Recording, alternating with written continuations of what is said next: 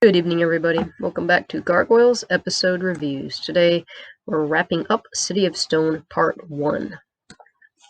Demona's history continues to unfold. It's going to tangle with a youth's. His name is Macbeth of Clan Moray. A man who Demona considered no better than an animal will bring them together with his sword. He's the hunter, and he's come to assassinate the High Steward of Clan Moray, Macbeth's father. While the masked man may appear to be doing it just for fun, he's actually acting at the behest of royalty. Back in the present, Xanatos, Fox, and Owen are about to see what Demona's spell really does. Hint, it's nothing like Demona promised, and it may cost all of them their lives. Read Part 1 or listen to it if you missed it. Let's rock. When we left off, Demona had just cast her spell, and Owen put his Latin studies to good use translating it. Judging by his reaction, it's bad. Very bad. Before Owen can take action to shut down the broadcast, Demona uses magic to dramatically throw him into a chair and a trance. We've got a picture of that. Hey, leave him be. He's just an innocent bystander. I mean, he is trying to stop you, but what do you expect? At least she didn't flat out kill him. She'll wait on that. You can see the magic kind of binding him there. She wraps cables around him just to be sure, then forces him to watch and listen to her spell. It's what Xanatos told him not to do, so we know it's not a good thing. She calls him the tricky one. Well, I've always said Owen was the dangerous one, but trickier than Xanatos? I don't know. What does she know, though? Or is it hyperbole? Ah, well, I admit he's perfectly capable of manipulating the gargoyles when he needs to. 2020 moment. The tricky one description is a perfect hint at Puck. What great writing. It works fine now when we don't know Owen's true identity, but it makes tons more sense after the gathering. I also appreciate the writers acknowledging what happened between Puck and Demona in the mirror. He messed with her form, and now she's going to mess with his. If he dies as a human, Puck dies too, I'm assuming. My, Puck really does like to live dangerously, doesn't he? It also shows how taken he is with Xanatos, that he would swear to spend most of his time in human form as long as David lives. Elisa also sees the broadcast, which cuts off Casablanca. TV's bad for you. See, you might get a spell put on you. We cut to the street, where three hot chicks, who are identical except for their hair. Wait a minute. They have the same dreamy voices and color of hair as the triplets in the hostage situation. What sorcery is this? Anyway, they're watching the Demona broadcast through a TV store window. They wander off before the spell finishes. By the way, the spell is on repeat.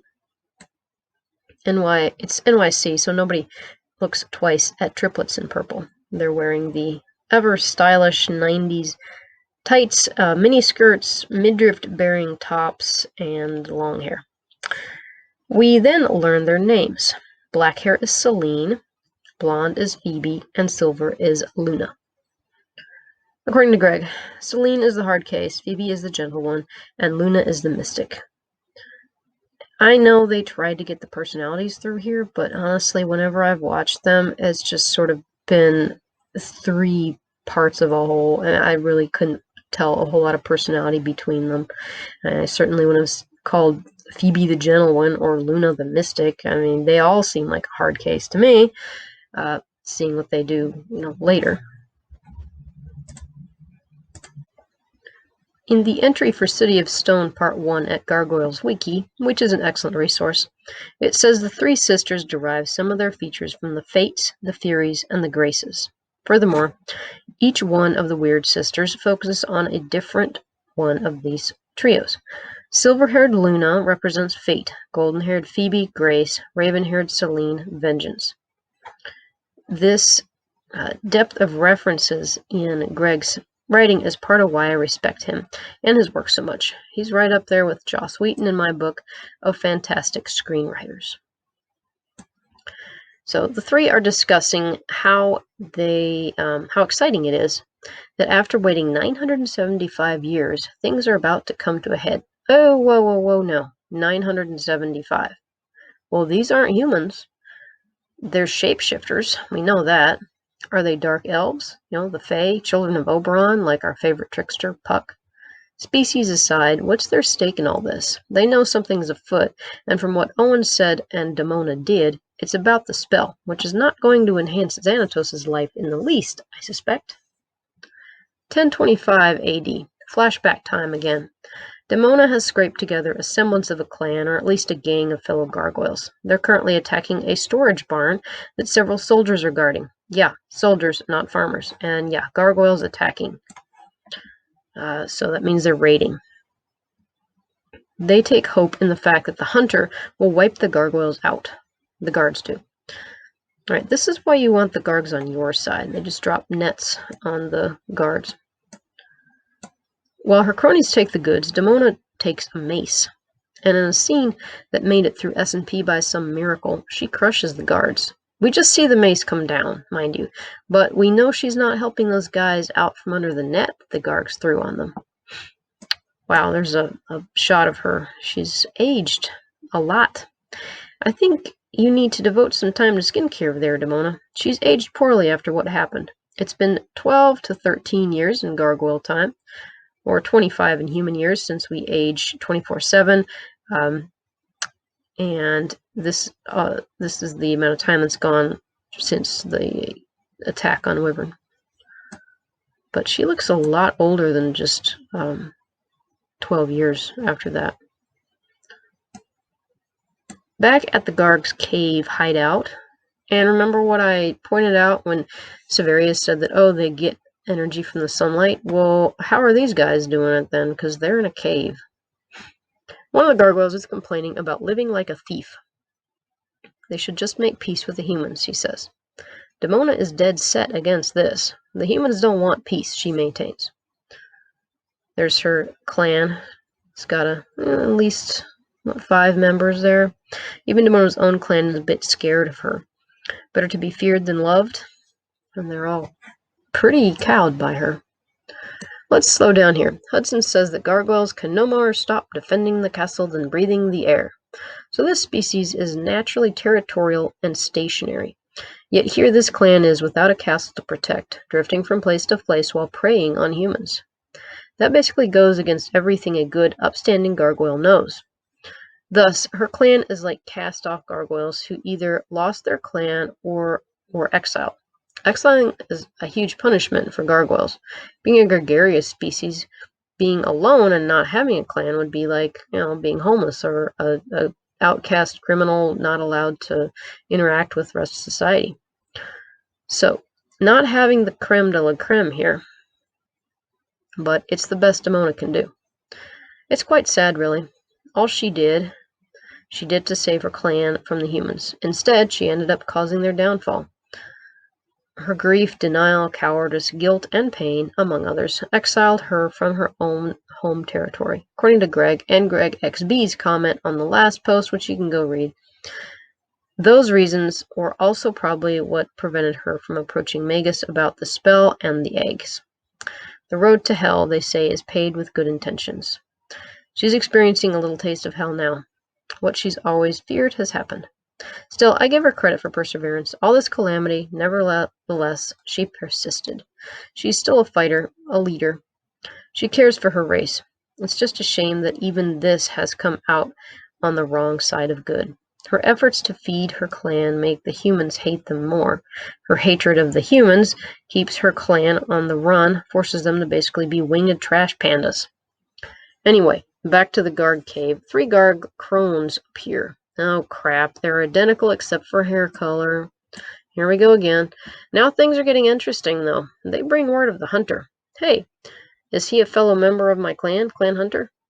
No, he just calls himself that. Apparently he roams about the countryside killing people and gargoyles. Lovely. Tonight he's got Castle Moray on his list. The crones suggest Demona ally with Moray. Side with humans? Nope. But Demona won't give up a chance for justice and revenge. So off she goes. I take it back. I want the creepy kids back there. Those are some really ugly looking gargoyle crones.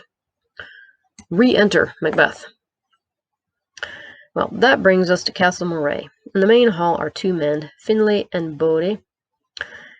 and two youngsters, Groch and Macbeth. Wait, are you telling me that's our Macbeth? Surely not. And by the way, I can't remember how to say Bodhi's name, and I'm not going to go rewatch the episode just yet. Surely it's his great-great ancestor, right? We'll see, I guess. But given that we've already seen Demona and the creepy sisters living for 1,000 years, well, we'll probably find out that this is our Mac. Castle Moray. That's an amazing castle. Finlay is Macbeth's dad and is currently getting defeated in chess at the hand of Groch. That's Bodhi's daughter. He then pairs the youngsters for a game. Young love is blossoming if I judge by the kids' blushes. And there's the proud father. Bodhi, you're already annoying. Bodhi really wants to marry his daughter off to the High Steward's boy. They're of a fit royal blood, eligible to be king. As it stands now, Prince Duncan will be king. He's not really fit to be king, though, by Finlay's standards, but perhaps years will steady him, the men decide. Whatever happens, Finlay pledges by the sigil of Moray, a medallion around his neck, that he will remain loyal to the crown. Of course. Not that he has too much choice in that, because rebelling kind of takes a lot of troops. Things are going well at the kids' table. Too well for Bodhi's liking. After his initial rush to push them together, he's having second thoughts. This might be moving a bit fast for his taste. So off he goes to see Groch to her private room, and Macbeth is leading them. I love seeing the big bad antagonists as kids. There's little Macbeth. And Groch, not paying a whole lot of attention to the game, more looking at each other's eyes. Finlay, now alone, calls the servant. No answer. Then a figure appears, but it's not the waiter, it's the hunter. A black mask with 3 red claw marks on the front hides his face. Battle is joined. Finlay demands to know who put out the hit. No answer. The hunter is skilled with the blade, and Finlay, caught flat-footed, is stuck defending himself with a serving platter. The hunter disarms him and corners him. That is one heck of a serving platter. Macbeth returns. Thinking fast, he grabs 2 swords off the wall. We saw them a minute earlier.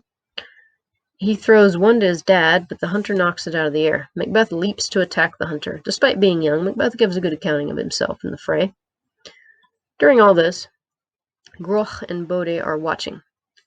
She wants to help, but her courageous father forbids her. No, he's not helping either, though. Yeah, thanks, buddy. Now Groch runs out. Finlay recovers and jumps in to help corner the hunter. But when Finlay attacks, the hunter throws him over the parapets in a classic Disney death scene.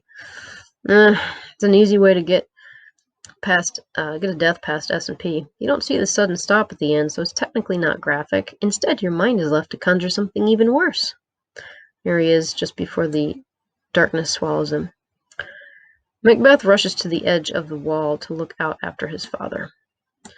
The hunter raises his sword to take out Macbeth too. But who should swoop to the accidental rescue but Demona? Unfortunately, the ensuing fight knocks Macbeth off the balcony. Well, after Macbeth ran in with a sword aloft, screaming, "Murderer!" He catches a ledge. Groch tries to pull him up, but he's too heavy. So they are both slipping over the battlement now. Demona sees them. She pauses in her fight to vacillate.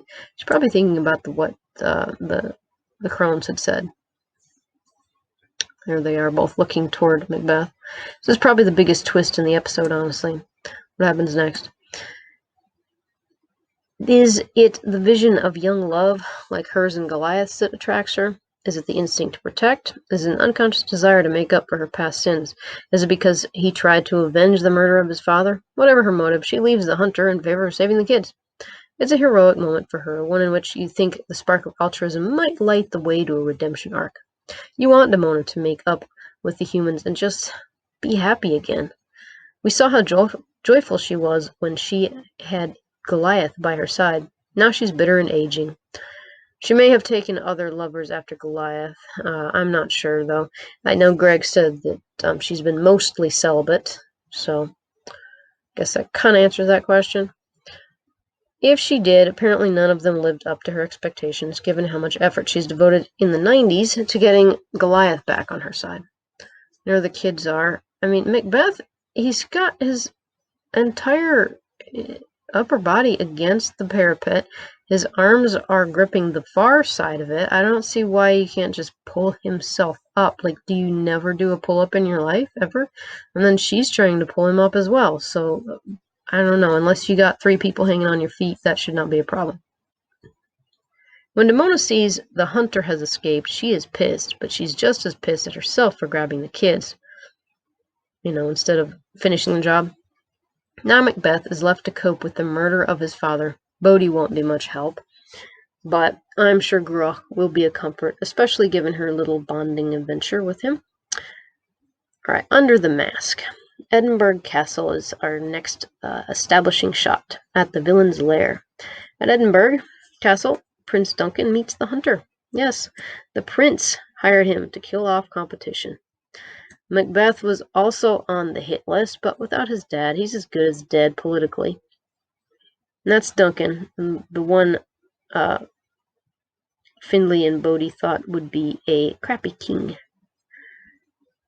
Who is this hunter? Well, it's the boy that Demona scratched in the barn years ago, all grown up. His name is Gilcom Gain, and he's got a slash across his face. He's got the scars that are quite visible, but his face really isn't mangled too much, though. And the scars match the mask. Wow, Clark Kent, that's such a great disguise. According to Greg. Honestly, Greg says it best. Everyone figures he's too obvious a suspect. You can almost hear the water cooler talk. McMorris, hey, McTavish, have you ever noticed that Gilcom Gain guy has scars across his face? Just like the red marks on the hunter's mask? McTavish, what are you saying, McMorris? That Gilcom Gain is so stupid he'd wear a mask and then put his scars on the mask? Not much of a disguise. You know what I think? I think the hunter is trying to throw suspicion onto old Gilly. McMorris, oh, give me a break. As a reward for the hunter's service, Duncan gives him the stewardship of Moray. Basically, he took it away from Macbeth's family. Talk about adding insult to injury. And man, tell me Macbeth doesn't know it's the hunter. I mean, same build, same scar pattern, same walk. But he can't do anything about it. The man who murdered his father has taken over the castle at the word of the ruling monarch. To celebrate, Duncan orders food and drink. Who should bring it but 3 maids who are identical except for hair color. Yes, this is a theme. They go from smoking hot to crones and back to hot. Now they are bringing the food and drink. As the flashback fades, we find Macbeth in his security room, donning the hunter's hood? What? Well, a new player has entered the game.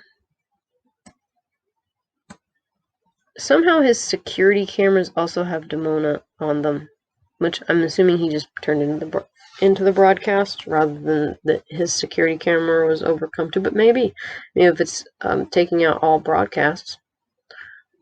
Back in the present, we're at the Erie building. Yay! We get a rare view of the helipad on the rear of the building, beneath the castle proper. I love the architecture. So you've got, basically the atrium is right above it here. That's the big window. Well, actually, I'm not quite sure what the big window is. I think it's still part of the atrium. These little vertical bits are the struts that go underneath the castle. And here's that weird black support or slanty bit. It's got the blue line down the center, the shiny blue. Out here would be the front, that rounded front with those mirrored, almost tube-like constructions. And still a little vague on where exactly Xanatos' office is. I was thinking it was up more in the castle area because the gargoyles seem to come up there and then enter his office pretty quick. But I don't know. Also, we know in I think it was Kingdom, that when part of the castle got blown up, it sort of collapsed into his office. So here's the little helicopter down here. Xanatos is climbing into his personal chopper of awesomeness. His pilot after Derek's departure is Fox. Now, some people have gotten snippy because apparently being his chopper pilot should be beneath her.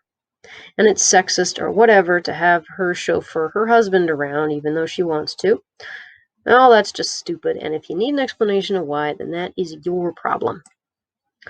There she is. She looks, perfectly happy to be doing that.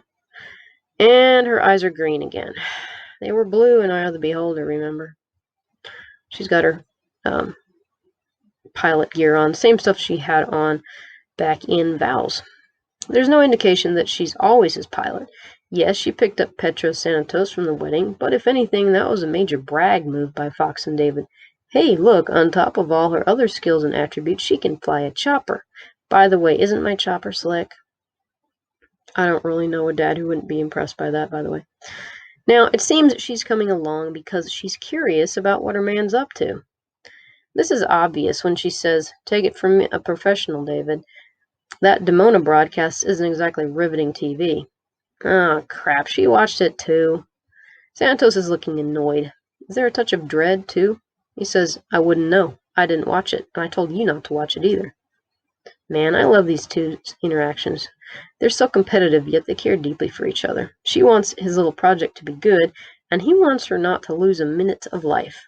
Side note, again, what's 1 minute? Is he worried at some point down the line he'll be wishing she still had it? And again, if he distrusts Demona so much, why is he leaving her alone, unsupervised, with machines that can take over all the airwaves? Well, that's on the surface anyway. Deeper, she's probably a bit more irritated, talking Fox now, about being kept in the dark on this scheme, especially since it was media-related, her specialty. He's let down and frustrated because she didn't trust him enough to do what he says. He really doesn't appreciate when people deviate from his plans. Also, he doesn't entirely trust Demona and her spell. Whatever it does, he doesn't want his people affected. Maybe he's even having second thoughts about trusting Demona. Yeah, he should be. And also, would it kill you, David, to just tell Fox a little bit more? Maybe would have kept her out of prison back during Thrill of the Hunt. But I think that's part of it. He might give a few little clues and expects everybody to just hang on and figure it out as they go. If they can't figure it out, then, well, they're certainly not his equal. They don't get any farther in their discussion because Xanatos gets a call. It's Owen. Owen gets out that the spell isn't what Demona said it was. Then the sun sets. He and Fox are suddenly stone statues. Whoa there. That means the whole city. And Elisa. Oh, that's one heck of a spell. Is this transformation permanent? I'm guessing not, since the main protagonist is involved. It's kind of neat how they did the animation for Owen's stone statue. You can kind of see the color fade as he turns. Alright, stone, well, isn't that a reversal? Demona's human and the day instead of stone, and now the humans are stone. And now we've got a picture of Fox, also stone. Okay, now it's personal. Xanatos' two most favorite people in the world are now statues. Xanatos doesn't have the time to ponder any of this. His pilot is stone, and his chopper is dropping like one. Alright, now he's looking pretty shocked by this development. And the animation is done by Disney Korea in this episode. I'm not sure if all of them are, but it's beautiful, but not as technically correct as Japan's. Here, Xanatos is without his headset. A second later, and a second before this scene, he has it on. Also, the first scene with the chopper, the Xanatos on the side was reversed or mirrored. And also remember, they got the wrong Demona character model back when she was talking to the captain of the guard. In the clock tower, the clan finds a stone statue of Elisa. She's facing away from the balcony and the gargoyles, which is an animation error, which I explain as her forgetting something and turning around. And honestly, the lighting is pretty good from that direction. It might be better if she was facing forward, but it's still pretty good. And it's so quiet when she's stone. Final thoughts. Wow, talk about a cliffhanger. According to Greg. I'm going to quote him again, okay? Another interesting aspect is the three-fourths of our threat is to the characters that we consider to be villains. He's talking about the cliffhanger. Or more than three-fourths. In the past, young Macbeth has lost his father and is clearly at risk. And Demona is being hunted. In the present, Fox and Owen are stone, and Xanatos and Fox appear to be falling to their deaths. Sure, the clincher is Elisa, but I think it's a tribute to how well-rounded our villains are that we care what's going to happen to them. Can you imagine most cartoons making the death of a villain a cliffhanger? People would simply cheer. End quote. Well said, Greg. He is quite right. Well, this is a great first episode of 4. There's so much to make you come back for the next step. Who are the triplets? What is the nature of the spell? How do you break it? What will Macbeth do now? What will Demona do now? What did she do in the past? How will the hunter meet his match? What's Macbeth up to? How is Xanatos going to avoid being a fireball of wreckage? If you want to find out, tune in next time for City of Stone Part 2. So what did you think about the first episode? Do you like where it's going? Do you like the pacing of it? Did you like the cliffhanger? Did you care that our villains were in dire straits? So you can comment here. You can comment on the blog. Remember to like, share, subscribe, do all the things. Thank you so much for watching, and we'll catch you.